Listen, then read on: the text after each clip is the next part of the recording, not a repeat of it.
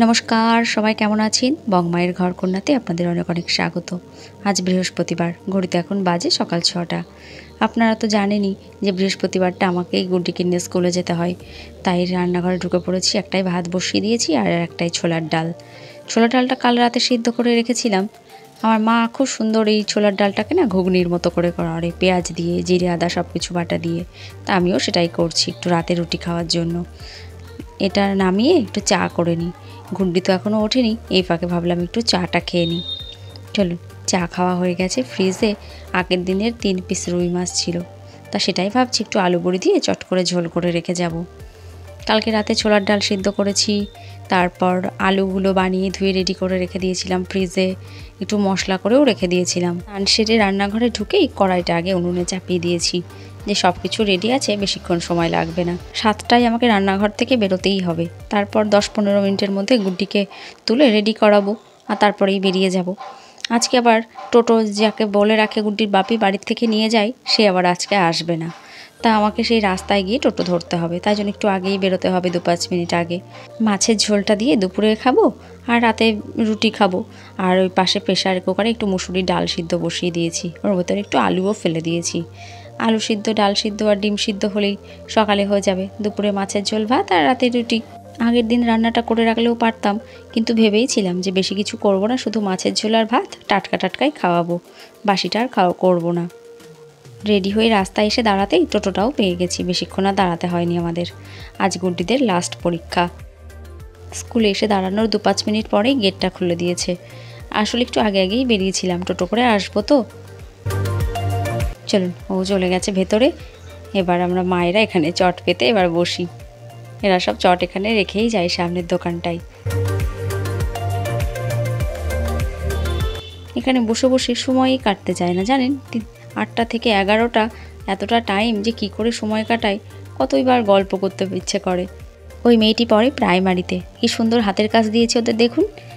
ফুচকা খাওয়ার যে বাটিগুলো হয় তাই দিয়ে ফুলদানি বানাতে দিয়েছে, তাই বানিয়ে নিয়ে এসেছে। কি সুন্দর। গুড্ডিদের স্কুল ছুটি হবে তারপর ওদের শুরু, কিন্তু এত আগে চলে এসেছে কেন জানি না, হয়তো কোনো সমস্যা আছে। এই যে এরা তো হাতের কাজ করে, তাই নিয়ে এসেছে, বসে বসে করছে। কেউ হাতের কাজ করছে, কেউ ফোন ঘাঁটছে, এই করে সময় কাটায় আর কি। দেখুন এর ব্যাগটা কি সুন্দর লাগছে দেখতে, পুরো সাদা পুঁতির এক কালারের ব্যাগ, দারুণ লাগছে দেখতে। তাই এদের বলছি যে আমিও যদি করতাম তাহলে আমিও নিয়ে এখানে বসে পড়তাম, তাহলে আমার সময়টা ভালো কাটতো। প্রায় ছুটি টাইম হয়েই গেছে। ছোটো মাসি ফোন করেছিল আমাকে, যেই শুনলাম স্কুলে বসে আছি, বললো ছোটো মাসির মেয়েটাকেও আমার সাথে নিয়ে যেতে। তাই তার জন্যই অপেক্ষা করছি। এই যে চলে এসেছে দুজনাই। চলুন এবার একটা টোটো ধরি। টোটোতে উঠেই মায়েদের আগে প্রথম জিজ্ঞাসা, কাকে কি ধরেছে, কে কি বলতে পেরেছে, কোনটা পারেনি। বাড়ি চলে এসেছি। এই কোটোটা মাসি হাতে ধরিয়ে দিল। মাসি মেসো দুজনেই রাস্তায় এসে দাঁড়িয়েছিল, জানেন। আমাকে নাকি টোটো থেকে নামিয়ে নেবে, ওদের বাড়িতে এখন যেতে হবে। আমি বললাম অসম্ভব, এখন বাড়িতে প্রচুর কাজ, যাওয়াই যাবে না। সব কাজ সেরে একটু ছবিটায় হাত লাগিয়েছি। এবার বিকেলে ভাবছি একটু বোনের শাশুড়িকে দেখতে যাব। মাসিমার নাকি পড়ে গিয়ে হাতটা ভেঙে গেছে। বোন তো এখানে নেই, ও তো বাবার বাড়ি গেছে, বাচ্চা নিয়ে ওখানে আছে। তাই ভাবছি একটু বিকেলে দেখতে যাব। এখন ঘড়িতে বাজে বিকেল 4টে মতো। রুটি করতে বসে পড়েছি। দুপুরের খাওয়া দাওয়া সেরেই আটাটা মেখে রেডি করে রেখেছিলাম। এখন ঝট করে রুটিগুলো একটু ভেজে নিয়ে ভাবছি একটু গুড্ডিকে নিয়ে ঘুরে আসি বোনের শ্বশুর বাড়ি থেকে। ঘুম থেকে ওঠার পর ভীষণ হুটোপাটায় দিনটা শুরু হলেও দিনের শেষে কিন্তু দেখছি সবই ঠিকঠাক হয়ে গেছে। এখন শুধু এই রুটি করাটাই যা একটু বড় কাজ। আগের দিন রাত থেকেই টেনশন হয়, কি জানি মেয়েটাকে কাল সময় মতো স্কুলে নিয়ে যেতে পারবো কিনা, সব সময় মতো করে উঠতে পারবো কিনা। আসলে রোজ গুড্ডির বাপি নিয়ে যায় তো, অতটা চাপ থাকে না। রান্নাটা শুধুমাত্র করে ফেলে রেখেই চলে গেছি। বাড়িতে এসে তারপর ধোয়া মোছা সব করেছি। আসলে বাড়িটা যদি আবার স্কুলের কাছাকাছি হতো তাহলে আবার এতটা সমস্যা হতো না, কেননা স্কুলে গিয়ে তো 3 ঘন্টা বসেই থাকতে হয়, শুধু সময় কাটতেই চায় না। মনে হয় যেন এর থেকে বাড়ি গিয়ে কাজ করা অনেক ভালো, কিন্তু কি আর করা যাবে।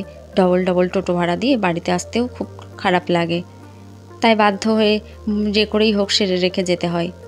বাড়িতে ঢোকা মাত্র এই গুড্ডিরও খাওয়ার টাইম, ওর বাপিও চলে আসবে, তারও খাওয়ার টাইম, তো তখন এসে আর কিছুই করা হবে না। আবার রাতের জন্য আবার রান্না করতেও আলাদা করে আর পরে ভালো লাগে না, তাই রাতের জন্য একটা কিছু করে যেতে পারলে বেশ নিশ্চিন্ত মনে হয়। এই দেখুন ঘুগনিটা করাই আছে, শুধু এখন রুটিটা করলাম, ব্যাস হয়ে গেল।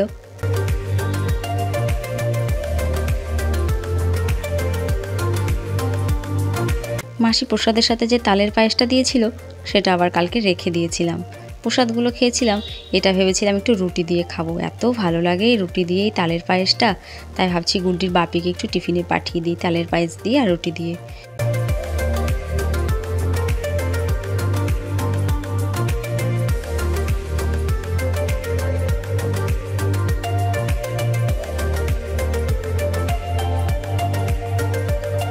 চলে এসেছি বোনের শ্বশুর বাড়িতে। ওনার কাছে যা গল্প শুনলাম, নাকি ঘরের ভেতরেই পড়েছে, পড়ার সাথে সাথেই হাতটা ভেঙে গেছে। কি কপাল বলুন, খুব কষ্ট পাচ্ছে মানুষটা। রান্নার লোক রেখেছে ঠিকই, তবুও তো নিজেকে কিছু করতে হচ্ছে।